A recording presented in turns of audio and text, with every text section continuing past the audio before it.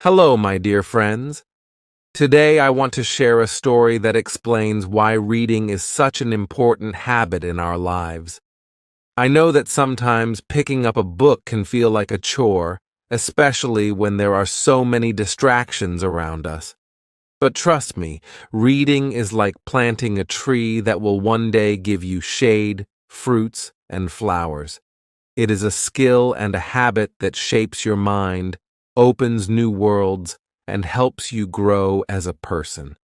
Let me tell you about a boy named Ryan who discovered the magic of reading and how it completely transformed his life.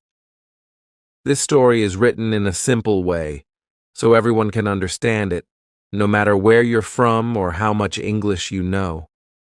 It's about a boy, his struggles, and his journey to becoming a passionate reader who understood the true value of knowledge.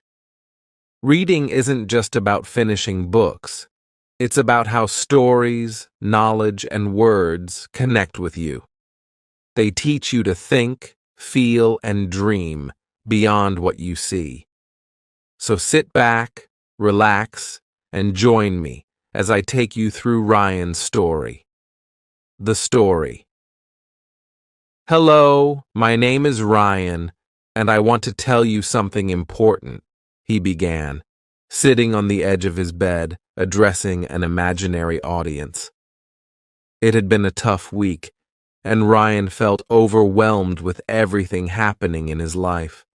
School was hard, his grades were slipping, and his parents were always worried about him. His friends seemed to have it all figured out. But Ryan, he felt lost. One evening, Ryan's father walked into his room, holding an old book. "Ryan," he said, "I think this might help you." The book was worn, its pages yellowed, but there was something inviting about it. The title read, "The Adventures of Tom Sawyer." "Why would I read this?" Ryan asked, frowning. His father smiled. "Just give it a try. You might find something interesting in there." Reluctantly, Ryan opened the book. At first, the words felt like a maze, and his mind wandered. But as he read on, something unexpected happened. The story began to draw him in. He could see the mischievous Tom Sawyer tricking his friends into painting a fence. He laughed, felt curious, and for the first time in weeks, forgot about his own problems. That night, Ryan read until his eyes grew heavy. When he closed the book, he felt lighter, as though he had traveled to another world and returned safely. Discovering the power of words. The next day at school, Ryan found himself thinking about Tom Sawyer during a dull math class. For the first time, he wondered, what other stories are out there? After school, he went to the library. It was quiet, with rows of shelves filled with books of all shapes and sizes. Ryan felt small in front of so much knowledge, but he also felt curious. "Can I help you find something?" the librarian asked kindly. I'm not sure," Ryan admitted. "I just finished a book, and I think I want to read more." The librarian smiled. "You've come to the right place." She handed him a book called Harry Potter and the Philosopher's Stone. "Give this one a try. It's about magic and courage." Ryan devoured the book in 3 days.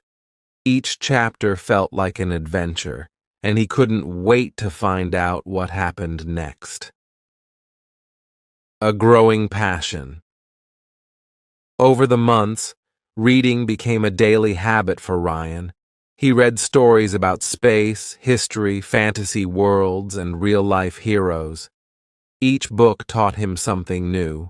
From novels, he learned about emotions, bravery, and imagination. From nonfiction books, he gained knowledge about science, the world, and even how to solve problems. His grades improved because he could now understand and analyze texts better. Even his teachers noticed the change. "You've become quite the reader, Ryan," his English teacher said one day. But it wasn't just school that changed. Ryan started seeing the world differently. He would notice small details, like the way sunlight filtered through trees, just like a description he had read in a book. He started asking more questions and having deeper conversations with his friends and family. Why reading matters. One day, Ryan's younger brother, Max, walked into his room. "Ryan, why are you always reading?" Max asked, frowning. Ryan put down his book and smiled. "Because reading helps me see the world in ways I couldn't before. It's like it gives you new eyes." Max looked skeptical. "How?" "Okay, think about this," Ryan said, pointing to his book. "Have you ever wondered what it's like to live in another country or another time? Books can take you there. They can teach you things you never knew, help you understand people better, and even inspire you to dream big." Max nodded slowly. "But what if I'm not good at reading?" "You don't have to be perfect," Ryan reassured him. "Start small. Pick something fun, like comics or short stories. The more you read, the better you'll get. And trust me, it's worth it." The magic of connection. Ryan's journey didn't stop there. As he grew older, reading became a part of his identity. He joined book clubs, shared his favorite stories with friends, and even started writing his own. Books were no longer just a hobby. They were a bridge to understanding the world and himself. Looking back, Ryan often thought about that first book his father gave him. It wasn't just a story about Tom Sawyer. It was the beginning of a journey that changed his life. Ryan's new chapter. As Ryan grew older, his love for reading only deepened. But it wasn't just about consuming books anymore. He started to wonder how he could share the magic of reading with others. One day, during a class discussion, his English teacher, Ms. Harper, asked the students a question that lit a spark in Ryan's mind. "What's one thing you've learned that you think everyone should know?" she asked, her eyes scanning the room. Ryan raised his hand, something he rarely did before books gave him confidence. "I've learned that reading isn't just about stories. It's about understanding people, the world, and even yourself." Ms. Harper smiled. "That's a powerful insight, Ryan. Would you like to elaborate?" Ryan hesitated, but took a deep breath. "When I read, I feel like I'm living 100 different lives. It's like I get to experience things I might never get to in real life. And the best part? It's made me more curious about everything around me." The room was quiet, his classmates absorbing his words. That moment planted a seed in Ryan's mind. Maybe he could inspire others to read too. The Library Club. The next week, Ryan approached Ms. Harper after class. "I was wondering, do you think the school would let me start a reading club?" Her face lit up. "That's a wonderful idea. I'm sure the principal would approve. Let's work on a proposal together." A month later, the Library Club was officially launched. Ryan was nervous during the first meeting, expecting only a handful of students to show up. But to his surprise, nearly 20 kids filled the library, curious about what the club had to offer. "I'm not here to make you read boring textbooks," Ryan began, his voice steady. "I want us to explore books that make us laugh, cry, and think. Books that inspire us and connect us to the world. Let's start with something fun. Who here has heard of Percy Jackson?" Hands shot up, and soon the room buzzed with excitement as Ryan handed out copies of the book. They agreed to read the first 5 chapters and meet next week to discuss their favorite parts. A ripple effect. As the weeks went by, the club grew. Students who once thought reading was dull started discovering genres they loved: fantasy, mystery, science fiction, even poetry. Ryan noticed how books brought them together, breaking barriers between shy kids, sports stars, and academic achievers. One day, a girl named Lily, who rarely spoke in class, came up to Ryan. "I just wanted to say thank you," she murmured. "Before this club, I didn't think I was smart enough to read big books. But now, I can't stop. It's like they're my friends." Ryan grinned. "Books don't judge, Lily. They're there for everyone." A new dream. As Ryan approached graduation, he began to think about his future. He had always assumed he would follow a practical career path like engineering or business, but now he wasn't so sure. One afternoon, while flipping through a book about inspiring educators, he realized his calling. "I want to be a teacher," he told his parents at dinner. His mother blinked in surprise. "A teacher? Why?" "Because books changed my life," Ryan said, his voice firm. "And I want to help other kids discover that too." His father smiled, the same way he had the night he gave Ryan the adventures of Tom Sawyer. "If that's what you're passionate about, we'll support you." Spreading the joy of reading years. Later, Ryan stood in front of his first classroom, a group of wide-eyed 6th graders looking up at him. On the first day, he pulled out a stack of books and placed them on his desk. "These," he said, gesturing to the books, "are more than just paper and ink. They're keys to adventures, lessons, and friendships.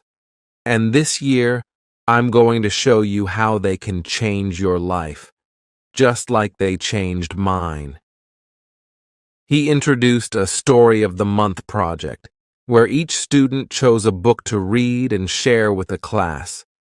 Slowly but surely, even the most reluctant readers began to find stories they loved. One day, a boy named Ethan approached Ryan after class.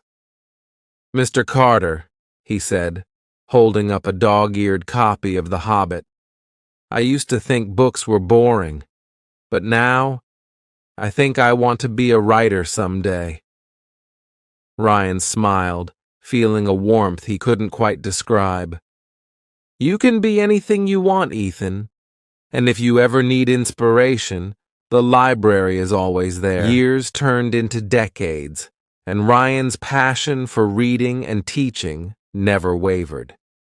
He became not just a teacher, but a mentor, a guide for countless students who found solace, inspiration, and courage in the stories he introduced them to.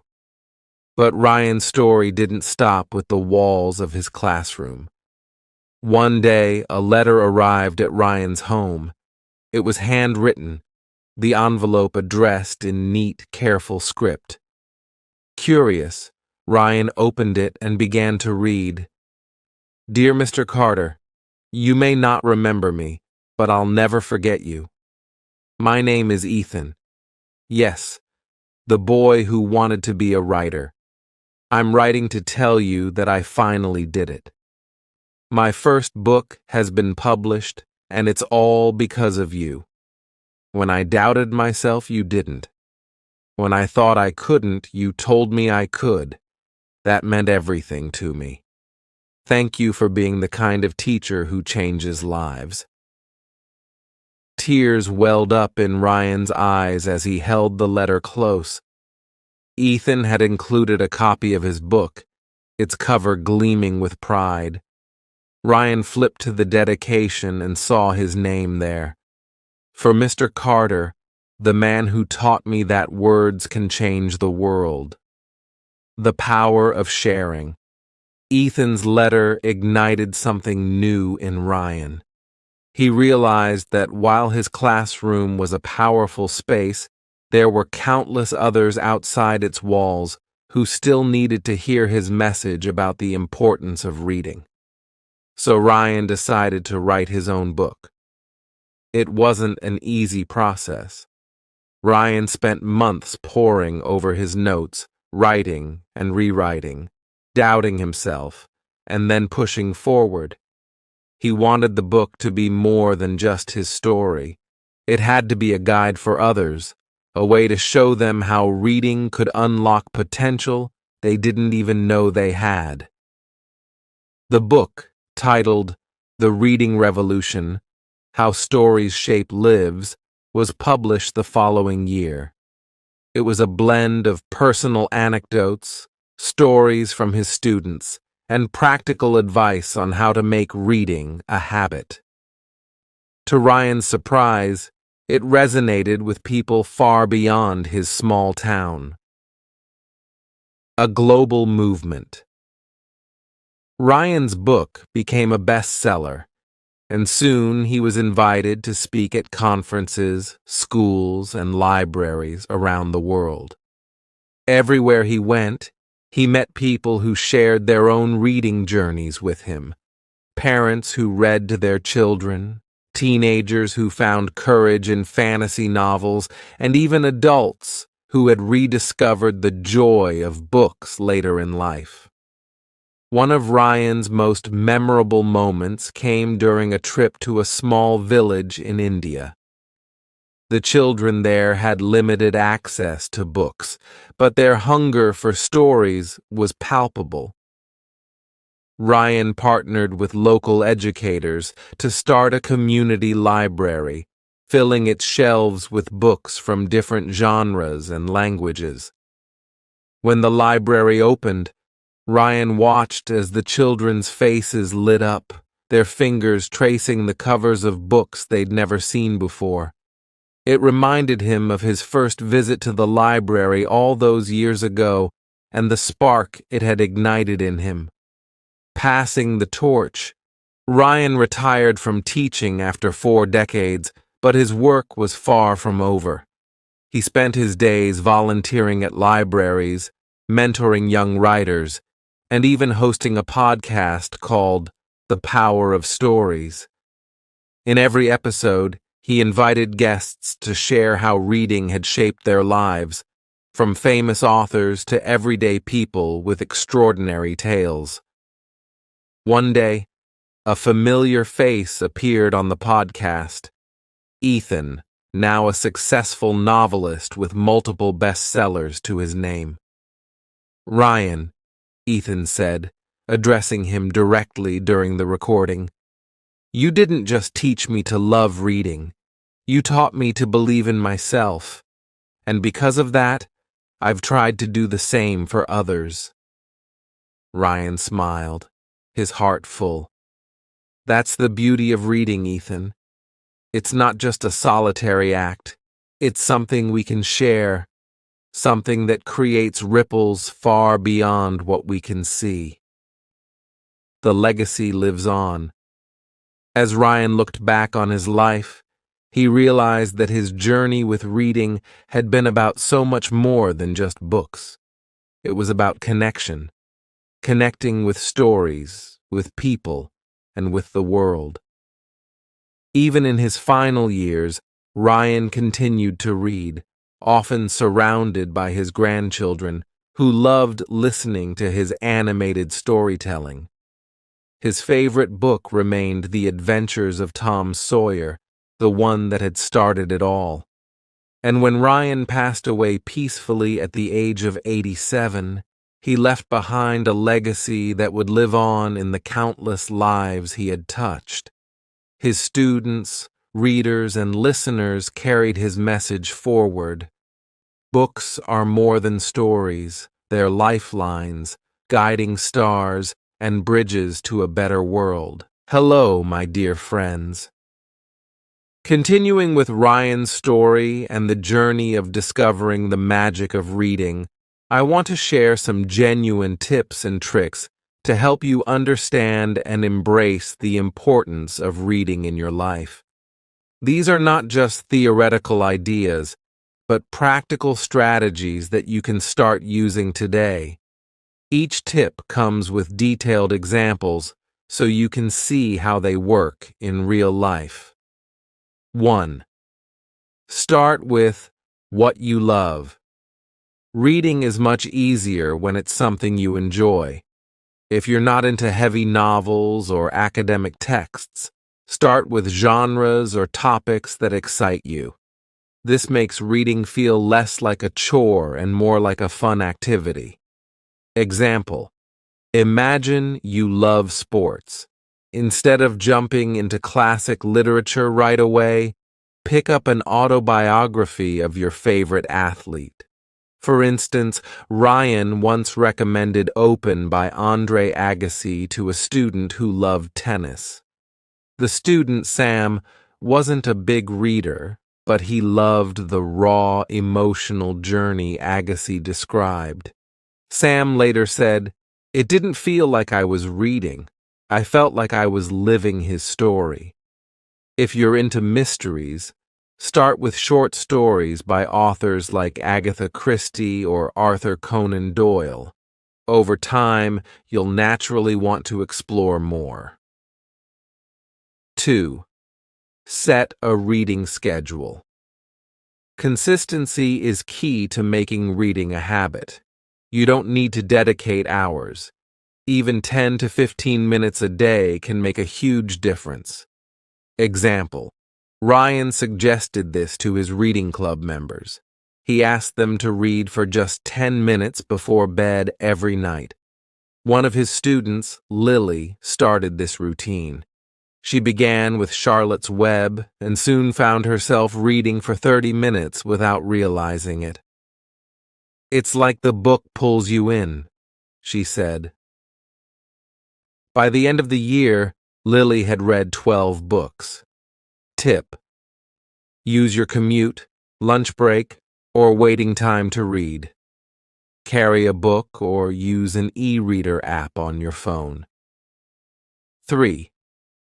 Read aloud for better comprehension. Reading aloud can help you understand and remember the content better, especially if you're struggling with complex material or a new language. Example: when Ryan was mentoring Ethan, he noticed Ethan struggled with understanding Shakespeare. Ryan suggested reading aloud, acting out the lines like a play. Ethan found it not only improved his understanding, but also made it fun.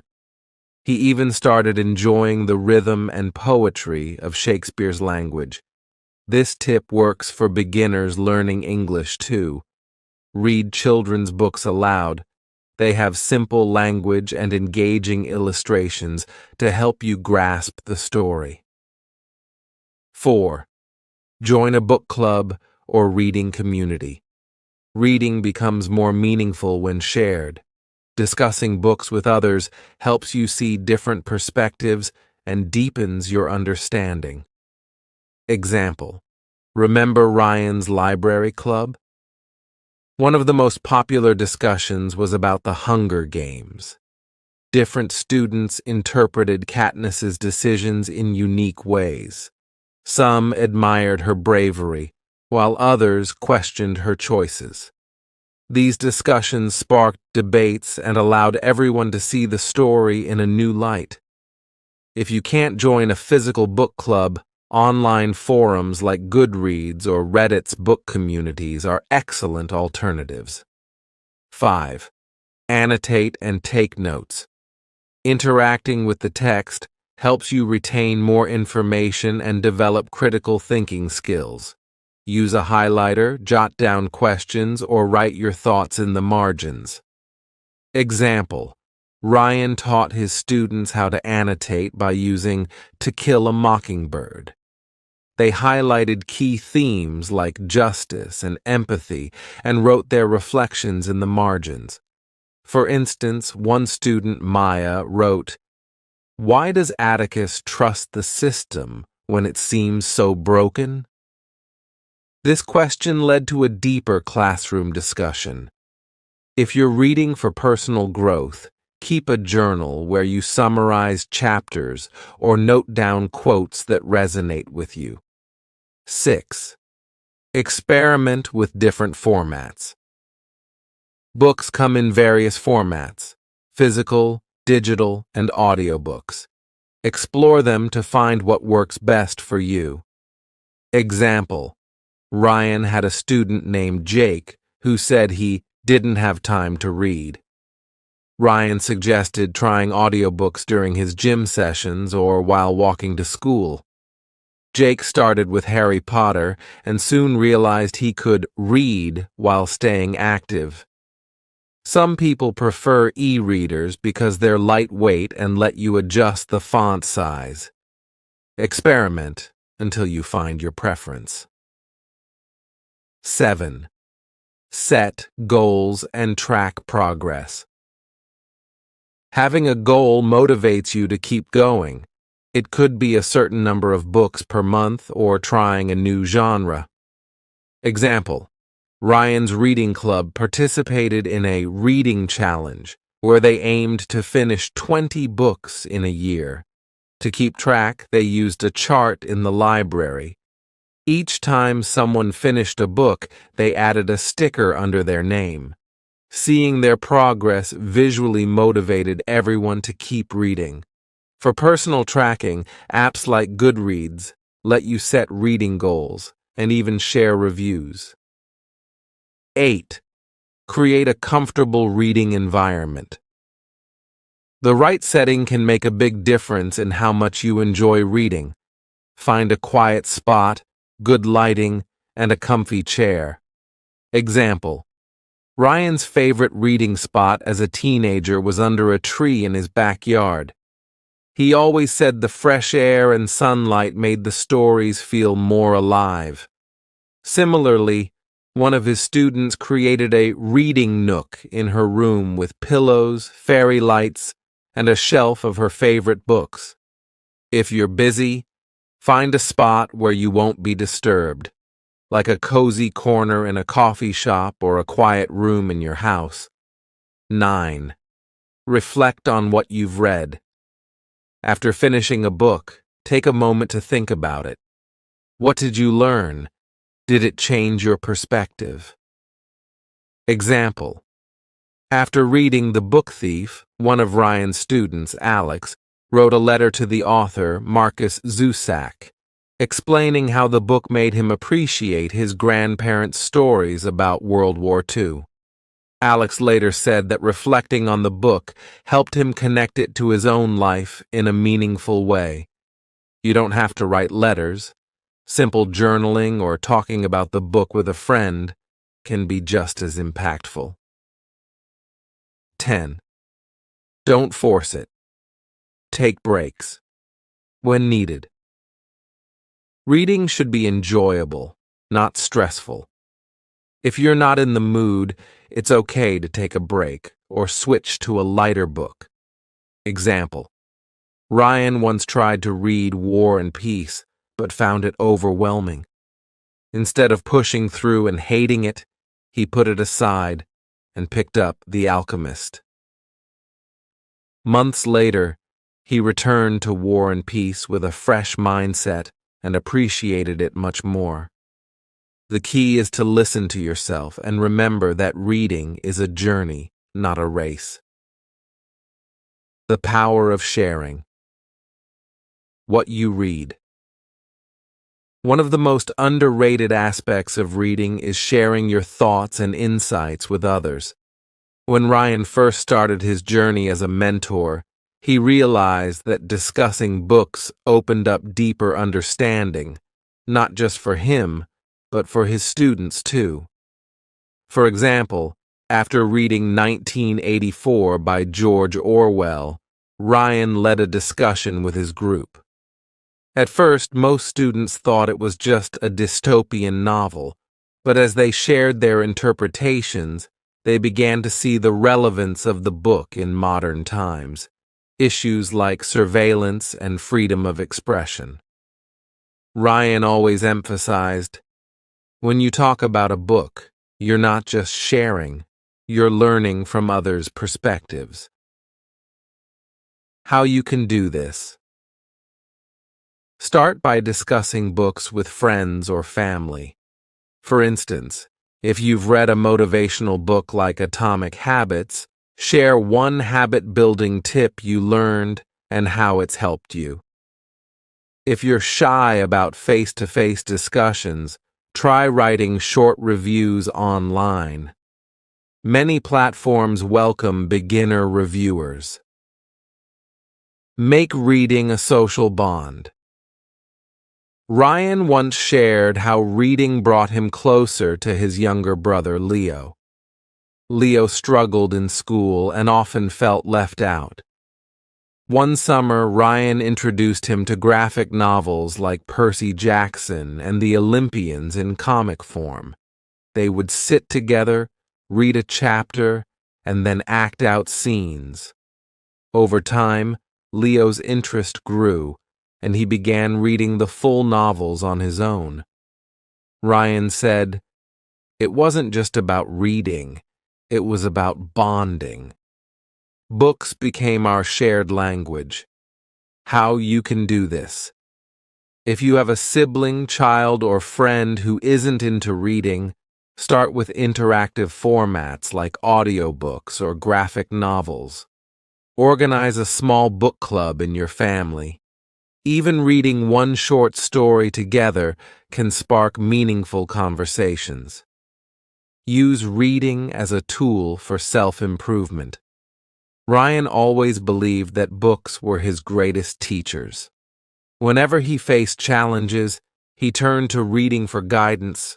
For example, when Ryan was preparing for a public speaking competition, he read Dale Carnegie's How to Win Friends and Influence People. He didn't just read it passively, he applied the techniques like maintaining eye contact and genuinely listening to others. These small changes boosted his confidence and eventually led him to win the competition. How you can do this. Identify areas you want to improve, whether it's communication, leadership, or even cooking, and find books that can guide you. Take notes while reading and apply one lesson at a time.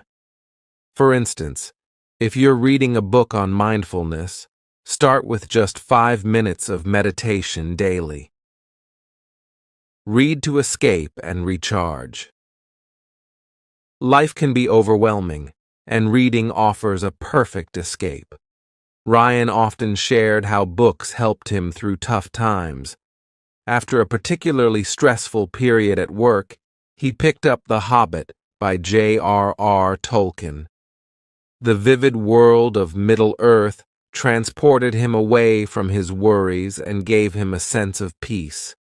He told his students, "Sometimes, a story is all you need to remind yourself that life is full of adventures waiting to be discovered."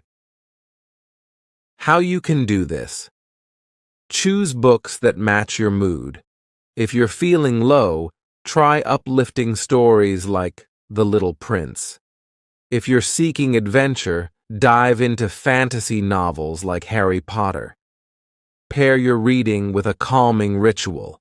Light a candle, make tea, and allow yourself to be fully immersed in the story. Practical application. Ryan's reading routine. To tie everything together, Ryan often shared his personal reading routine as an example for those struggling to make time for books. Morning motivation. Ryan started his day with a short, inspiring passage. He kept books like The Daily Stoic by Ryan Holiday on his bedside table. "It sets the tone for my day," he explained. Afternoon learning. During lunch breaks, he read nonfiction to learn something new, like Sapiens by Yuval Noah Harari. Evening escape. Before bed, he read novels or poetry to relax. His favorites included Pride and Prejudice and Collections by Rumi. Example in action. The story of Mia. Let's return to Ryan's reading club to illustrate how these tips helped a real student.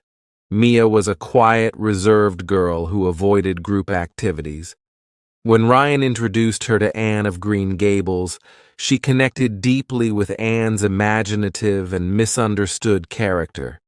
As Mia read more, she began sharing her thoughts during discussions.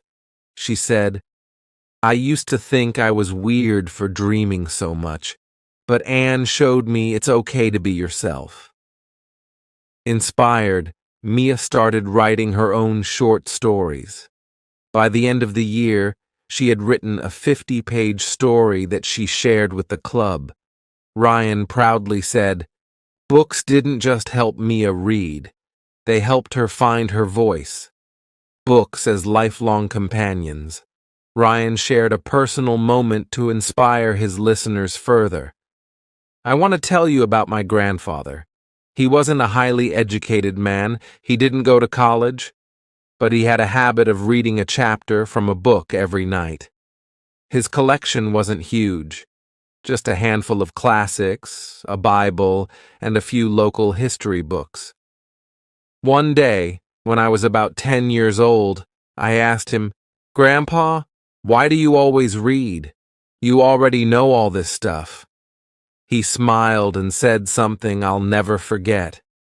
'Ryan, books don't just teach you things, they remind you of who you are and who you can be.' He explained that as life changes, the same book can teach you something new. He showed me his old, tattered copy of To Kill a Mockingbird. The first time he read it, he saw it as a story about justice. The second time, years later, he saw it as a lesson in empathy. And when he read it again in his older years, it reminded him of the innocence and kindness we often overlook in our daily lives. Revisiting books. A practical example.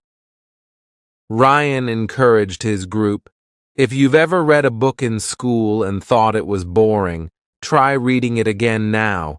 You might be surprised how much you missed the first time." He gave an example of Mia, the shy girl from his reading club. After gaining confidence, Mia decided to reread Charlotte's Web. As a child, she remembered it as a story about a pig and a spider. But this time, she realized it was about friendship, sacrifice, and the beauty of ordinary life. Mia later told Ryan, "It's like I grew up with the book, and now it speaks to a different part of me." Takeaway tip. Choose a book you read in your younger years, like a classic from high school. Reflect on how its meaning changes for you now. Expanding horizons through diverse reading. Another powerful point Ryan made was about the importance of reading books from different cultures, genres, and perspectives. He explained, "When you read stories from other cultures, you begin to understand how others see the world. It's like traveling without leaving your chair." He shared how reading Things Fall Apart by Chinua Achebe opened his eyes to African traditions and the impact of colonialism. Similarly, reading The Kite Runner by Khaled Hosseini gave him a deep appreciation for Afghan history and the human cost of war. How you can do this. Start with a genre or author you've never tried. If you usually read romance, try historical fiction. If you're into fantasy, explore memoirs. Look for book recommendations from global authors or communities. Libraries and online forums are great resources for discovering new perspectives. The Habit of Reading, Ryan's Step-by-Step Guide. Ryan realized that for many people, the biggest challenge wasn't finding books. It was making time to read. So he developed a step-by-step guide to build the habit. Start small. Begin with 5 to 10 minutes a day. You don't have to read for hours. Even a single page can make a difference. Set a goal. Ryan advised setting realistic goals, like reading 1 book a month. It's not about speed, he said. It's about consistency. Create a reading space. Whether it's a cozy corner of your room or a spot in the park, having a designated reading space helps you associate the place with the joy of reading. Use audiobooks. For busy days, Ryan recommended audiobooks. You can listen while commuting, exercising, or even cooking. It's reading for your ears. Track your progress. Ryan shared how he kept a simple journal to jot down what he learned or enjoyed about each book. It's motivating to see how much you've grown over time. The transformative power of stories. An example. One day, a new member joined Ryan's reading group, a young boy named Sam who struggled with anxiety. He was hesitant at first, but Ryan suggested starting with Wonder by R.J. Palacio, a heartfelt story about a boy with facial differences navigating school life. Sam was deeply moved. He said, "It felt like the book was talking to me. Augie's bravery made me want to be braver too." Inspired, Sam started reading more and even began writing his own short stories about overcoming challenges. Ryan smiled as he shared this memory with his group, saying, "That's the magic of stories. They don't just entertain, they empower." Books as mirrors and windows. Ryan leaned forward and said, "Let me tell you one last thing that has always stayed with me. Books can be mirrors, and they can be windows. They can show you yourself, and they can let you see into someone else's world." He explained, "When I read The Catcher in the Rye as a teenager, I saw myself in Holden Caulfield, angry, confused, trying to figure out the world. It was a mirror. But when I read The Color Purple by Alice Walker later in life, it became a window into struggles I'd never experienced but deeply empathized with." He gestured to the group. Think about the last book you read. Was it a mirror or a window? Did it help you understand yourself better, or did it open your eyes to something beyond your experience? Making reading a journey, not a task. Ryan noticed that many people approach reading as a chore, especially in the age of screens and endless distractions. He said, "We've all been there, starting a book and leaving it halfway because something else grabbed our attention. But reading isn't a task to check off a list, it's a journey to enjoy." He shared a personal story. During his college years, he took up War and Peace by Leo Tolstoy. "I won't lie," he chuckled. "It took me months. I read it in short bursts, sometimes putting it down for weeks. But every time I returned to it, I found something new, something profound. By the end, it felt like I had lived 100 lives within those pages." How to enjoy the journey. Pick books that resonate with your current mood or stage in life. If you're feeling adventurous, try epic tales like The Lord of the Rings. If you want something comforting, choose lighthearted reads like Anne of Green Gables. Don't rush. It's okay to read at your own pace, even if it takes you a year to finish a single book. Examples of practical applications of reading. Ryan moved into actionable advice, using relatable examples from his group to illustrate how reading benefits daily life. 1. Building vocabulary and communication skills. He recalled how Sam, the boy with anxiety, grew more confident in speaking after reading Wonder. Sam would jot down words he found interesting and try to use them in conversations. Before long, he wasn't just reading, he was speaking like the characters he admired. How you can do this. Keep a small notebook or use your phone to note down new words. For example, if you read Pride and Prejudice, you might learn words like amiable or ardent. Practice using these words in your daily conversations. 2. Developing empathy. Ryan told them about Lisa, another member of the group, who had trouble connecting with people at work. After reading The Diary of a Young Girl by Anne Frank, Lisa found herself deeply moved by the resilience of a girl in unimaginable circumstances.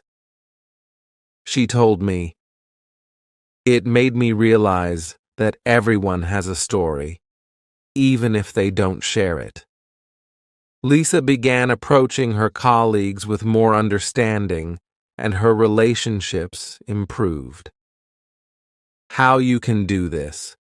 Choose books that explore different lives and struggles. Memoirs like Educated by Tara Westover or Becoming by Michelle Obama are great places to start. Reflect on what the characters might teach you about your own interactions with people. 3. Solving real-life problems. Ryan shared his own example of learning financial discipline through books like Rich Dad, Poor Dad by Robert Kiyosaki. I wasn't great with money in my early 20s, but that book taught me how to think about assets and liabilities. It changed the way I managed my finances. How you can do this. Identify areas in your life where you need guidance, relationships, career, health, and find books tailored to those topics.